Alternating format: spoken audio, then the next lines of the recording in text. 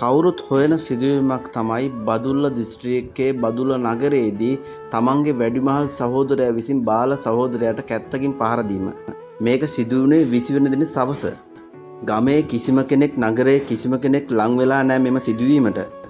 වටේම හිටපු අය වීඩියෝ නම් කරලා තියෙනවා. හැබැයි වැඩිමහල් සහෝදරයා කියලා තියෙන්නේ ලං වුණොත් එහෙම කැත්තෙන් කොටනවා කියලා. මිනිස්සු බලන් ඉද්දින් කැති පාරවල් 30ක් විතර තමන්ගේ සහෝදරයාට ප්‍රහාර එල්ල කරලා තියෙනවා. හැබැයි ඒක නෙමෙයි කතාව. එම ස්ථානෙට ඇවිල්ලා තියෙන පොලිස් නිලධාරියෙක් සහ බස් රථයක ඩ්‍රයිවර් කෙනෙක්. බදුල්ල පොලිසියේ සේවය කරන සැරේ නිලන්ත තමයි එක්කෙනෙක්. හැබැයි ඔහු මෙල්ල කරන්න ගොඩාක් කටයුතු කරා කියලා තමයි ගොඩක් අය කියන්නේ. මේ වීඩියෝ වලින් දකින්නෙත් ඔබ ඒ සිදුවීම. වැඩිමහල් සහෝදරයාගේ වචන වලට බියනු වී ඔවුන් දෙන්නා කරපු ක්‍රියාවට අපි උතුම්ම කළගුණ සලකන්න ඕනි. ඒ වගේම අපි හදවතින්ම ස්තුතිය පුද කරන්න ඕනි. යම්කිසි මනුස්ස ජීවිතයක් බේරා දුන්නට.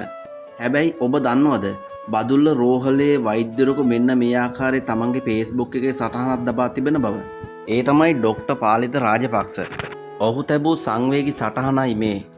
ඔය සහෝදරයන් දෙදෙනා මීට මාස 5කට 6කටත් කලිනුත් වලියක් ගියා.